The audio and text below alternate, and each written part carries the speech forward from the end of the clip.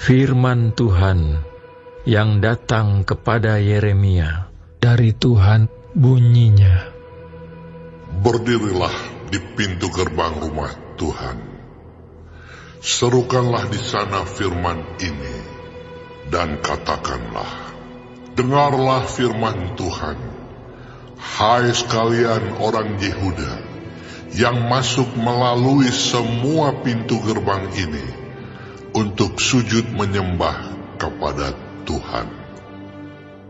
Beginilah firman Tuhan semesta alam, Allah Israel. Perbaikilah tingkah langkahmu dan perbuatanmu, maka aku mau diam bersama-sama kamu di tempat ini. Janganlah percaya kepada perkataan dusta yang berbunyi, ini baik Tuhan, baik Tuhan, baik Tuhan. Melainkan jika kamu sungguh-sungguh memperbaiki tingkah langkahmu dan perbuatanmu, jika kamu sungguh-sungguh melaksanakan keadilan di antara kamu masing-masing, tidak menindas orang asing, yatim dan janda, tidak menumpahkan darah orang yang tak bersalah di tempat ini, dan tidak mengikuti Allah lain yang menjadi kemalanganmu sendiri, maka aku diam bersama-sama kamu di tempat ini, di tanah yang telah kuberikan kepada nenek moyangmu, dari dahulu kala sampai selama-lamanya. Tetapi sesungguhnya kamu percaya kepada perkataan dusta yang tidak memberi faedah. Masakan kamu mencuri, membunuh, berzina, dan bersumpah palsu, membakar korban kepada Baal, dan mengikuti Allah lain yang tidak kamu kenal. Kemudian kamu datang berdiri di hadapanku, di rumah yang atasnya namaku diserukan, sambil berkata, kita selamat, supaya dapat pula melakukan segala perbuatan yang keji ini. Sudahkah menjadi sarang penyamun di matamu rumah yang atasnya namaku diserukan ini? Kalau aku sendiri melihat semuanya. Demikianlah firman Tuhan. Tetapi baiklah pergi dahulu ke tempatku yang di Silo itu, di mana aku membuat namaku diam dahulu. Dan lihatlah apa yang telah kulakukan kepadanya, karena kejahatan umatku Israel.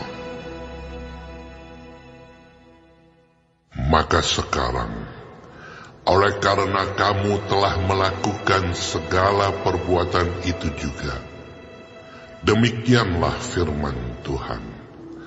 Dan oleh karena kamu tidak mau mendengarkan, sekalipun aku berbicara kepadamu terus-menerus, dan kamu tidak mau menjawab, sekalipun aku berseru kepadamu.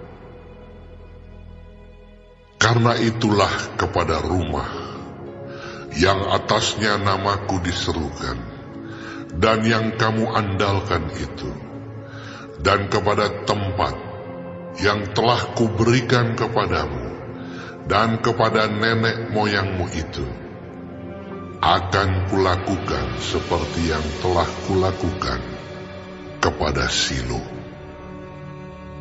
Aku akan melemparkan kamu dari hadapanku, seperti semua saudaramu, yakni seluruh keturunan Efraim, telah kulemparkan.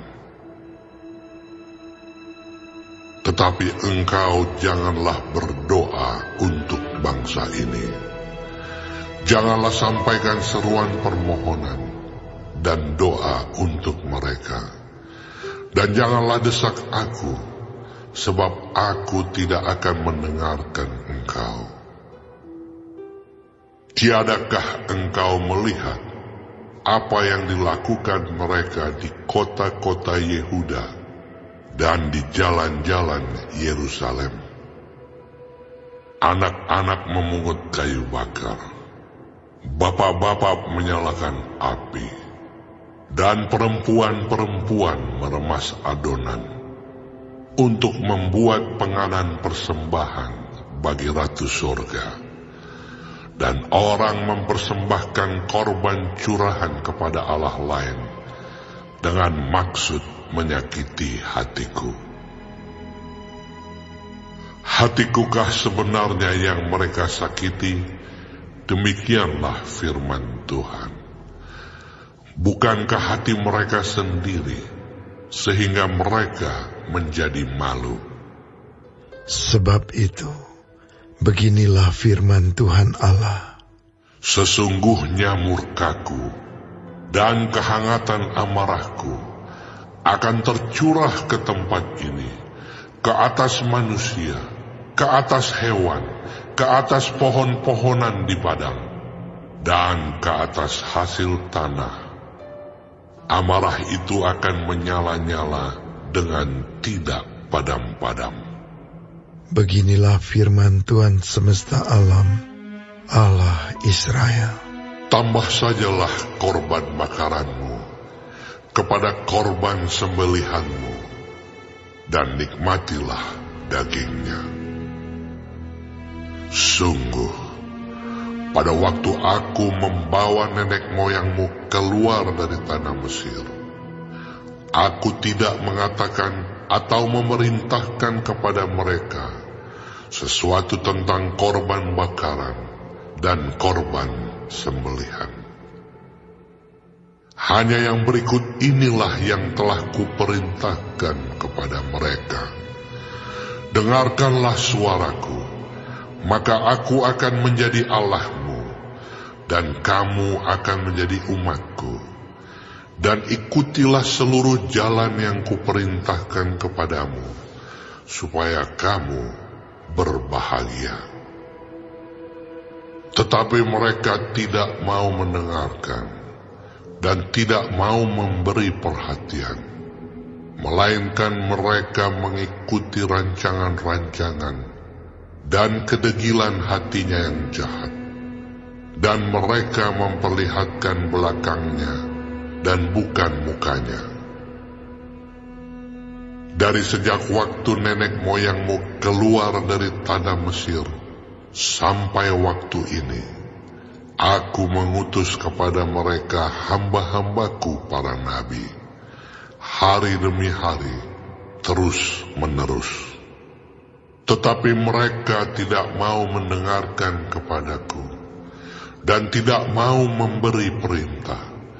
Bahkan mereka menegarkan tengkuknya, berbuat lebih jahat daripada nenek moyang mereka. Sekalipun engkau mengatakan kepada mereka segala perkara ini, mereka tidak akan mendengarkan perkataanmu. Dan sekalipun engkau berseru kepada mereka, mereka tidak akan menjawab engkau. Sebab itu katakanlah kepada mereka, inilah bangsa yang tidak mau mendengar suara Tuhan Allah mereka, dan yang tidak mau menerima penghajaran. Ketulusan mereka sudah lenyap, sudah hapus dari mulut mereka. Cukurlah rambut kepalamu dan buanglah.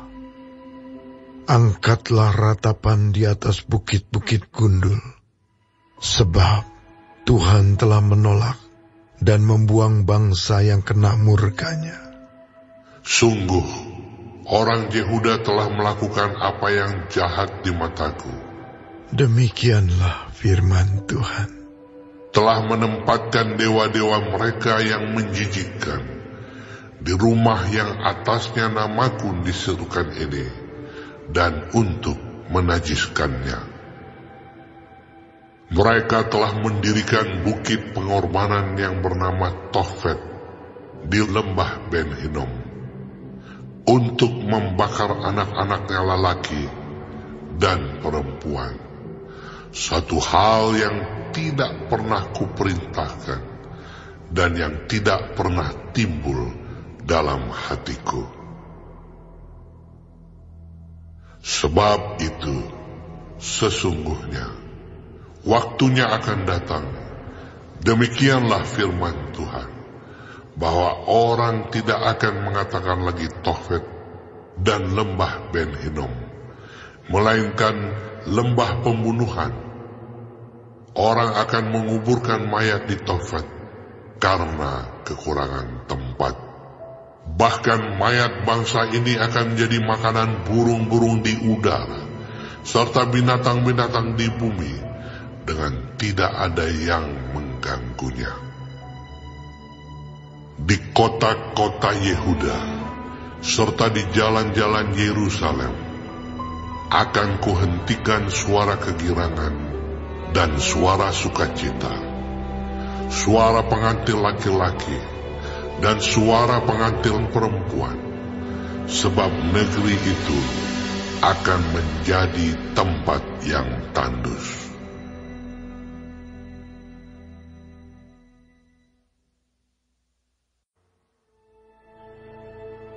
Pada masa itu, demikianlah firman Tuhan. Tulang-tulang raja-raja Yehuda, tulang-tulang pemuka-pemukanya, tulang-tulang imam-imam, tulang-tulang nabi-nabi, dan tulang-tulang segenap penduduk Yerusalem akan dikeluarkan dari dalam kubur mereka dan diserahkan di depan matahari, di depan bulan, dan di depan segenap tentara langit yang dahulunya dicintai, diabdi, diikuti, ditanyakan, dan disembah oleh mereka. Semuanya itu tidak akan dikumpulkan dan tidak akan dikuburkan. Mereka akan menjadi pupuk di ladang. Tetapi semua orang yang masih tinggal dari kaum yang jahat ini akan lebih suka mati daripada hidup di segala tempat kemana aku mencerai-beraikan mereka. Demikianlah firman Tuhan semesta alam. Engkau harus mengatakan kepada mereka, beginilah firman Tuhan. Apabila orang jatuh, masakan ia tidak bangun kembali? Apabila orang berpaling, masakan ia tidak kembali? Mengapakah bangsa ini berpaling? Berpaling terus-menerus. Mereka berpegang pada tipu. Mereka menolak untuk kembali. Aku telah memperhatikan dan mendengarkan. Mereka tidak berkata dengan jujur. Tidak ada yang menyesal karena kejahatannya dengan mengatakan, apakah yang telah kulakukan ini? Sambil berlari semua mereka berpaling, seperti kuda yang menceburkan diri ke dalam pertempuran. Bahkan burung ranggung di udara mengetahui musimnya. Burung tekukur, burung layang-layang, dan burung bangau berpegang pada waktu kembalinya. Tetapi umatku tidak mengetahui hukum Tuhan. Bagaimanakah kamu berani berkata, kami bijaksana, dan kami mempunyai Taurat Tuhan? Sesungguhnya, pena palsu penyurat sudah membuatnya menjadi bohong. Orang-orang bijaksana akan menjadi malu, akan terkejut dan tertangkap. Sesungguhnya mereka telah menolak firman Tuhan. Maka kebijaksanaan apakah yang masih ada pada mereka. Sebab itu aku akan memberikan istri-istri mereka kepada orang lain, ladang-ladang mereka kepada penjajah. Sesungguhnya, dari yang kecil sampai yang besar, semuanya mengejar untung, baik nabi maupun imam, semuanya melakukan tipu. Mereka mengobati luka putri umatku dengan memandangnya ringan. Katanya, damai sejahtera, tetapi tidak ada damai sejahtera. Seharusnya mereka merasa malu, sebab mereka melakukan kejijikan. Tetapi mereka sama sekali tidak merasa malu, dan tidak kenal noda mereka. Sebab itu mereka akan rebah di antara orang-orang yang rebah. Mereka akan tersandung jatuh pada waktu mereka dihukum. Firman Tuhan. Aku mau memungut hasil mereka. Demikianlah firman Tuhan. Tetapi tidak ada buah anggur pada pohon anggur. Tidak ada buah ara pada pohon ara, dan daun-daunan sudah layu. Sebab itu aku akan menetapkan bagi mereka orang-orang yang akan melindas mereka. Mengapakah kita duduk-duduk saja? Berkumpullah, dan marilah kita pergi ke kota-kota yang berkubu dan binasa di sana. Sebab Tuhan Allah kita membinasakan kita, memberi kita minum racun, sebab kita telah berdosa kepada Tuhan. Kita mengharapkan damai, tetapi tidak datang sesuatu yang baik. Mengharapkan waktu kesembuhan, tetapi yang ada hanya kengerian. Dengus kuda musuh terdengar dari Dan. Karena bunyi ringkik kuda jantan mereka, gemetarlah seluruh negeri. Mereka datang dan memakan habis negeri dengan isinya, kota dengan penduduknya. Lihatlah, aku melepaskan ke antaramu ular-ular beludak yang tidak dapat dimanterai, yang akan memagut kamu. Demikianlah firman Tuhan. Tidak tersembunyikan kedukaan yang menimpa diriku. Hatiku sakit pedih. Dengar seruan putri bangsaku, minta tolong dari negeri yang jauh. Tidak adakah Tuhan di Sion? Tidak adakah rajanya di dalamnya? Mengapakah mereka menimbulkan sakit hatiku dengan patung-patung mereka, dengan dewa-dewa asing yang sia-sia? Sudah lewat musim menuai, sudah berakhir musim kemarau, tetapi kita belum diselamatkan juga. Karena luka putri bangsaku, hatiku luka, aku berkabung. Kedahsyatan telah menyergap aku. Tidak adakah balsam di Gilead? Tidak adakah tabib di sana? Mengapakah belum datang juga kesembuhan luka putri bangsaku?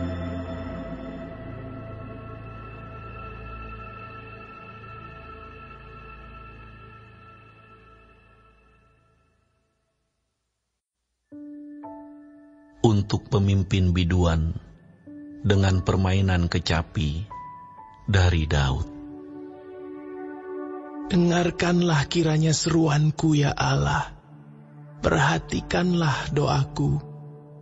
Dari ujung bumi aku berseru kepadamu,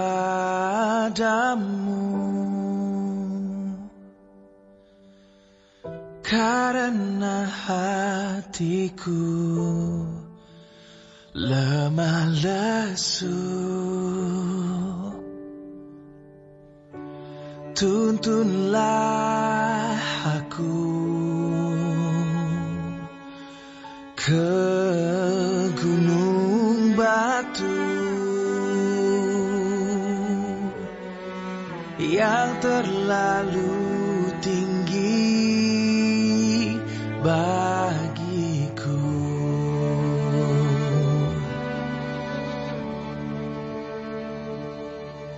Sungguh Engkau telah menjadi tempat perlindunganku.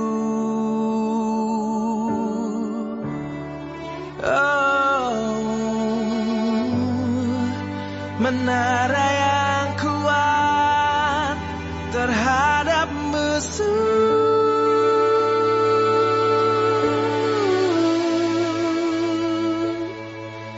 Biarlah aku menumpang di dalam kemah-Mu untuk selama-lamanya.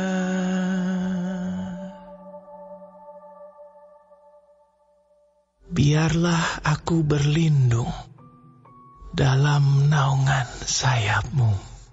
Selah. Sungguh Engkau, ya Allah, telah mendengarkan nazarku, telah memenuhi permintaan orang-orang yang takut akan nama-Mu.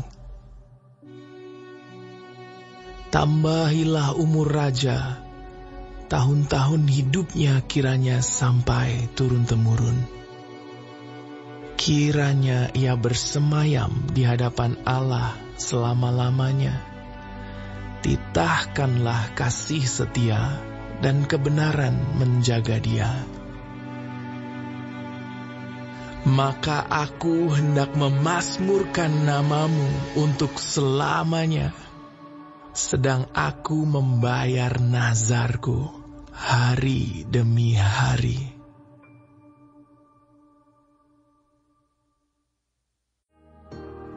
Si pembenci berpura-pura dengan bibirnya, tetapi dalam hati dikandungnya tipu daya. Kalau ia ramah, janganlah percaya padanya, karena 7 kekejian ada dalam hatinya. Walaupun kebenciannya diselubungi tipu daya, kejahatannya akan nyata dalam jemaah. Siapa menggali lubang akan jatuh ke dalamnya, dan siapa menggelindingkan batu, batu itu akan kembali menimpa dia. Lidah dusta membenci korbannya, dan mulut licin mendatangkan kehancuran.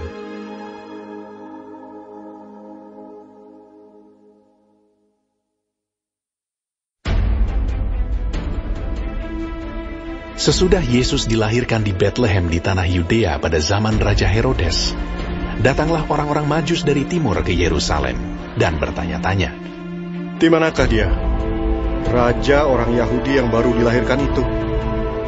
Kami telah melihat bintangnya di timur, dan kami datang untuk menyembah dia." Ketika Raja Herodes mendengar hal itu, terkejutlah ia beserta seluruh Yerusalem.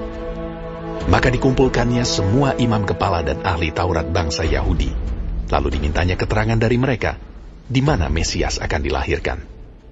Mereka berkata kepadanya, "Di Bethlehem, di tanah Yudea. Karena demikianlah ada tertulis dalam kitab Nabi.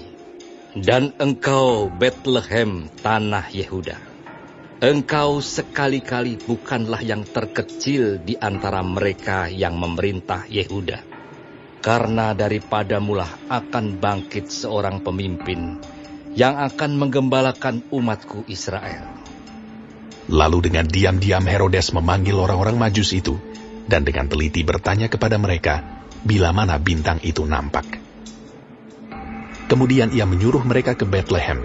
Katanya, "Pergi dan selidikilah dengan seksama hal-hal mengenai anak itu. Dan segera sesudah kamu menemukan dia, kabarkanlah kepadaku, supaya aku pun datang menyembah dia." Setelah mendengar kata-kata raja itu, berangkatlah mereka. Dan lihatlah, bintang yang mereka lihat di timur itu mendahului mereka, hingga tiba dan berhenti di atas tempat di mana anak itu berada. Ketika mereka melihat bintang itu, sangat bersukacitalah mereka. Maka masuklah mereka ke dalam rumah itu, dan melihat anak itu bersama Maria ibunya, lalu sujud menyembah dia. Mereka pun membuka tempat harta bendanya, dan mempersembahkan persembahan kepadanya, yaitu emas, kemenyan, dan mur.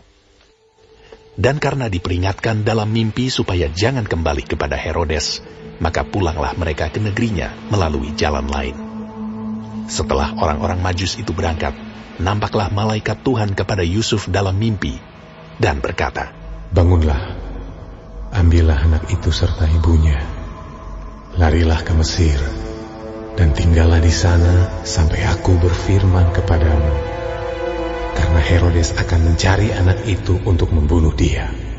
Maka Yusuf pun bangunlah, diambilnya anak itu serta ibunya malam itu juga, lalu menyingkir ke Mesir, dan tinggal di sana hingga Herodes mati. Hal itu terjadi supaya genaplah yang difirmankan Tuhan oleh Nabi, "Dari Mesir kupanggil anakku." Ketika Herodes tahu bahwa ia telah diperdayakan oleh orang-orang Majus itu, ia sangat marah.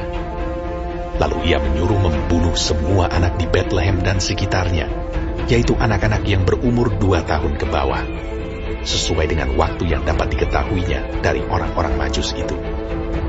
Dengan demikian, genaplah firman yang disampaikan oleh Nabi Yeremia.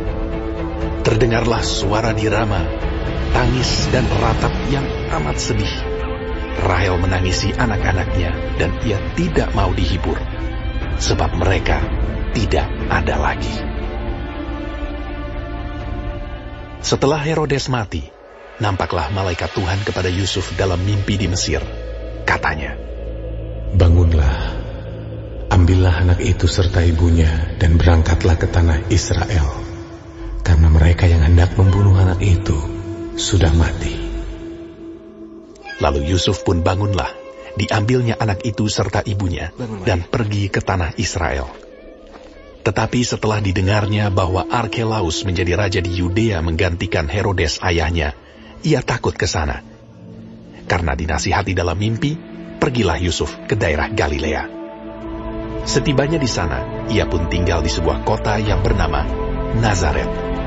Hal itu terjadi supaya genaplah firman yang disampaikan oleh nabi-nabi, bahwa ia akan disebut orang Nazaret.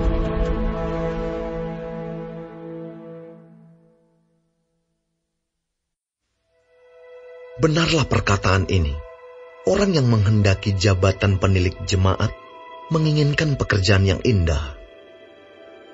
Karena itu penilik jemaat haruslah seorang yang tak bercacat, suami dari satu istri, dapat menahan diri, bijaksana, sopan, suka memberi tumpangan, cakap mengajar orang, bukan peminum, bukan pemarah melainkan peramah, pendamai, bukan hamba uang, seorang kepala keluarga yang baik, disegani dan dihormati oleh anak-anaknya. Jikalau seorang tidak tahu mengepalai keluarganya sendiri, bagaimanakah ia dapat mengurus jemaat Allah? Janganlah ia seorang yang baru bertobat, agar jangan ia menjadi sombong dan kena hukuman iblis. hendaklah ia juga mempunyai nama baik di luar jemaat, agar jangan ia digugat orang dan jatuh ke dalam jerat iblis. Demikian juga diaken-diaken, haruslah orang terhormat, jangan bercabang lidah, jangan penggemar anggur, jangan serakah, melainkan orang yang memelihara rahasia iman dalam hati nurani yang suci. Mereka juga harus diuji dahulu, baru ditetapkan dalam pelayanan itu setelah ternyata mereka tak bercacat. Demikian pula istri-istri, hendaklah orang terhormat, jangan pemfitnah, hendaklah dapat menahan diri dan dapat dipercayai dalam segala hal. Diaken haruslah suami dari satu istri dan mengurus anak-anaknya dan keluarganya dengan baik. Karena mereka yang melayani dengan baik beroleh kedudukan yang baik, sehingga dalam iman kepada Kristus Yesus mereka dapat bersaksi dengan leluasa. Semuanya ini kutuliskan kepadamu, walaupun kuharap segera dapat mengunjungi engkau.